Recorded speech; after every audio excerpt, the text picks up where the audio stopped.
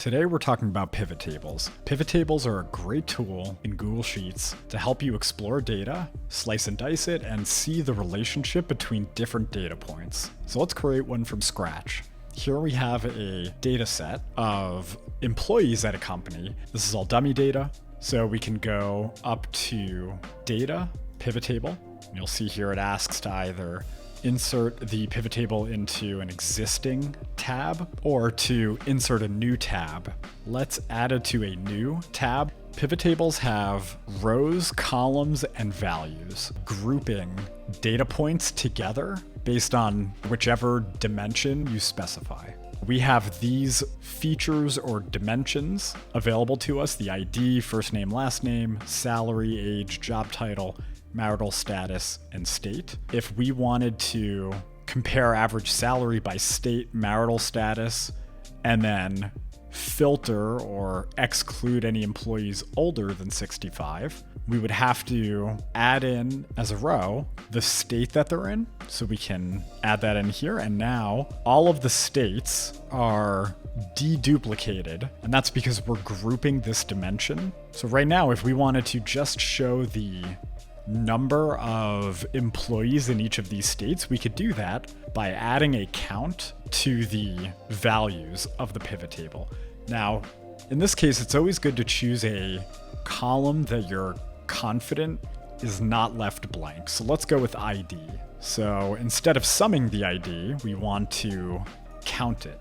Out of the 1,000 employees in this company, 22 of them are from Alabama, 109 of them are from California, and so on. Now we could also sort this by the count.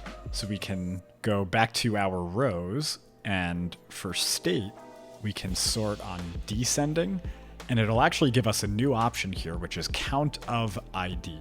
So when we sort by that, it sorts the values from highest to lowest. Let's add in the marital status of each employee. So remember, this is all going to be grouped by whichever dimensions you add to the rows and the columns. We can also add more values, but for now we're going to keep it at the count. So for one of the columns, let's add in marital status. Now, in addition to hitting add here and getting the dropdown, you can also go over to this section here and drag and drop the dimension.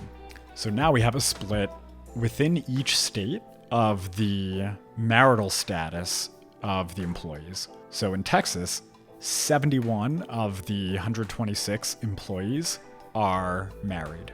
Now, when we add a filter, if we want to filter for only employees who are 65 years old or younger, we can add the age dimension to the filters. And instead of filtering by values here, we can actually filter by condition. And filtering by condition, it gives you text comparison options, date comparison options, and number comparison options. It also gives you this custom formula down here. Now, in this case, we could do less than or equal to 65, but to demonstrate some added flexibility that Google Sheets has, let's use the custom formula. So what you can do here that you can't do by combining multiple filters is you can use or statements on different columns. So for instance, if you wanted to say anyone whose age is less than or equal to 65, we can include them, or if their salary is above or below a certain amount. So let's try salary greater than 250,000. It allows the data point to be in the pivot table if the age of the employee is either less than or equal to 65, or if they're 66 or older, if their salary is greater than $250,000, they'll be included here. So this additional filter on the age dimension reduced the total number of employees included in this pivot table. So now let's add in another dimension into the values portion of our pivot table. Let's add in the salary. If you notice, the salary shows up, but these are very big numbers. Right now it defaults to the sum of that dimension when it's grouped by state and when it has that filter. Instead of summing that dimension, we can actually take any of these. We can do a count, we can do count unique, we can do average, max, min, median. Let's try the average. So now what we're seeing is 46 individuals in Texas who are 65 years old or younger, or have a salary greater than $250,000. We see that their average salary is $190. Now that's only if they're not married. If they are married, we have 59 individuals, and 191,000 is the average of those. So it looks like in this case, the married employees are getting slightly higher pay than the unmarried employees. Now, the great thing about Google Sheets is that you can double click these numbers to see what the breakdown is. So all of the detail behind these aggregated totals are retained.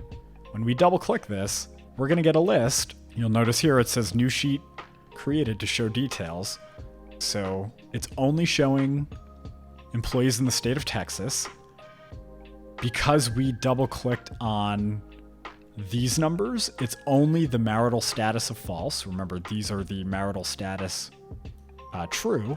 And we did either less than or equal to 65 for the age column, or if they are greater than 65, like in this case, that their salary is greater than $250,000.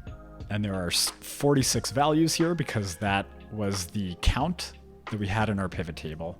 So I hope this gives you a good overview of the powers of pivot tables in Google Sheets and how specific you can get with what questions you're asking of your data. Thanks for watching.